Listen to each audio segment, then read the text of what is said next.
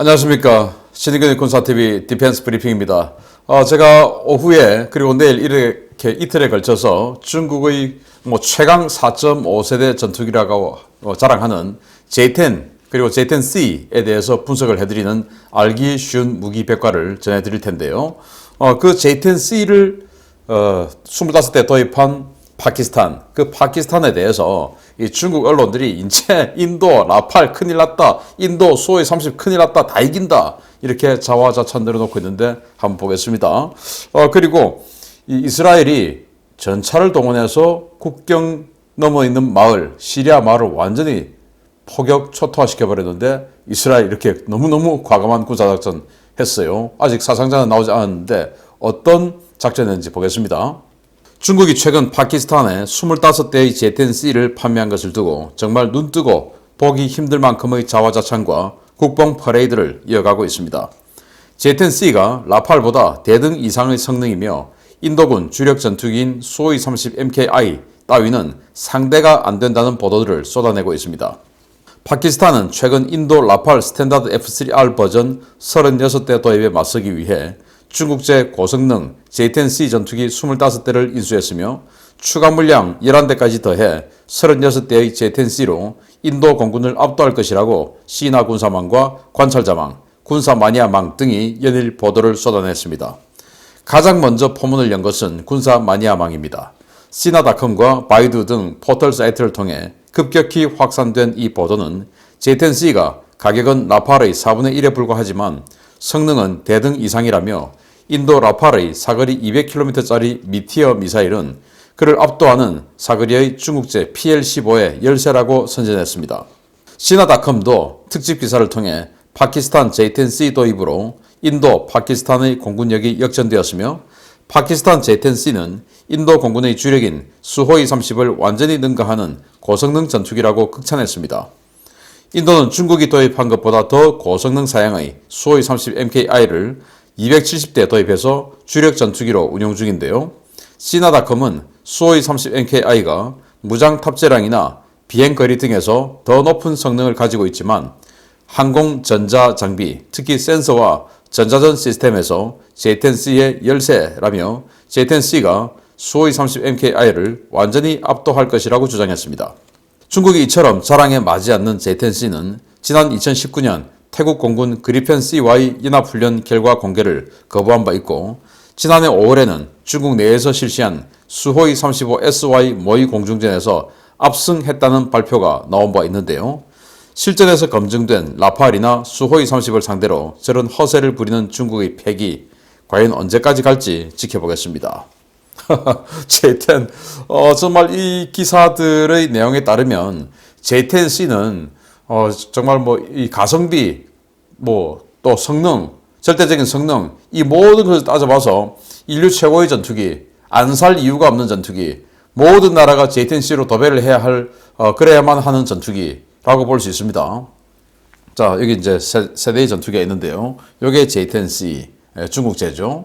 요게 러시아제 수호이 30 MKI 지금 인도가 쓰고 있죠. 그리고 이게 프랑스제 라팔 F3R 역시 인도가 쓰고 있죠.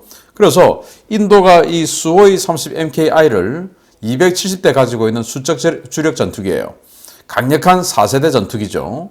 그리고 이 라팔 F3R 버전까지 와서는 A사 레이더의 멀티롤 폭격 능력 다 해가지고 4.5세대 전투기죠. 그런데 이 J-10 4.5세대 플러스급이다 이렇게 주장을 하는데 가격이 이 시나닷컴을 비롯한 이 중국 매체들의 주장을 보면 가격이 말이죠 3,500만 달러 이 라팔은 1억 4천만 달러 그래서 4분의 1의 가격이다 이렇게 이야기하는데 아니 정말 4분의 1의 가격에 라팔만큼 세면 또 수호이 30보다 더 세면 이거 안 살 이유가 있습니까? 그런데 라팔은 이건 어떻게 1억 4천만 불이냐 말이 안 되죠. 라팔은 거의 프로그램 코스트 비슷하게 가격 부르고 자기네들은 기존 플라이 어웨이 코스트도 안 되는 그런 가격을 부르는 이런 말도 안 되는 소리. 아니 JF-17이 6천만 달러인데 이게 어떻게 3,500만 달러입니까? 말이 안 되는 소리를 하면서 자화자찬을 하고 있는데 이들이 주장하는 레이더의 탐지거리 250km는 5제곱 정도 되는 표적에 대해서 250km죠. 근데 라팔은 5제곱미터가 아니고 1제곱미터 정도 또는 그 이하의 RCS다. 이렇게 알려져 있으니까 그들이 주장하는 250km에서 라팔을 발견할 수가 없어요. 그래서 그들이 우리는 300km 날아가는 미사일이 있어. 니들은 200km 날아오잖아. 라고 하지만 300km 보여야 쏘죠. 정말로 300km 날아가는지 안 날아가는지 알 수도 없지만 어쨌든 뭐 보여야 쏘죠. 그래서 보인다 하더라도 이 라팔에 있는 이 스펙트라 전자전 시스템으로 완전히 재밍이 쫙 들어가면서 이제 라팔이 들어갈 텐데 이걸 어떻게 발견하고 쏠 거냐? 또 쏜다고 하더라도 라팔이 이 전자전 시스템으로 제대로 뭐 그냥 옛다 잡수세요 하고 맞아줄 거냐라는 거 아니겠습니까? 그러면서 이 라팔의 미티어 이 미사일을 얘들은 전자전으로 과연 이겨낼 수 있을까? 여기도 전자전 시스템, 또 여기도 전자전 시스템, 이 수직 미익에 다 붙어 있어요. 과연 어느 전자전 시스템이 셀 거냐? 프랑스 전자전 시스템이 중국 전자전보다 좀 더 세 보이지 않습니까? 딱 봐도.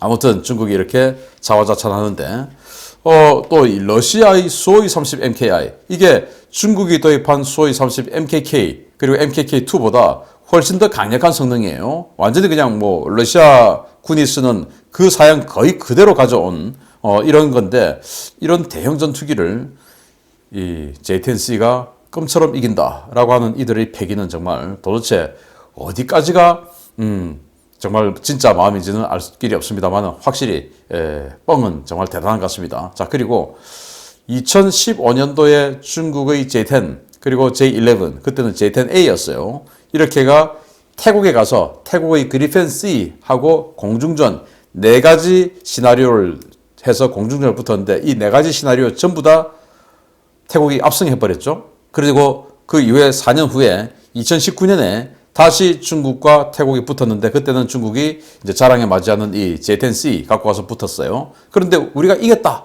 말만 하고 내용을 공개를 안 합니다. 아니 이겼으면 어마어마하게 공개할 텐데 자랑을 할 텐데 공개는 하지 않는데 진짜 이겼는지 알 길이 없어요. 아무튼 이런 J10C 그래서 인도가 라팔을 가지고 인도의 적인 파키스탄의 J10C를 가지고 이게 더 라팔보다 세다고 하니까 지난 2019년에 공중전 한번 붙었지 않습니까? 그러니까 실제로 또 한번 붙어보면 알겠죠. 아마 곧 붙을 겁니다. 기대 또는 뭐 사람은 안 죽었으면 좋겠고 아무튼 결과가 궁금해집니다.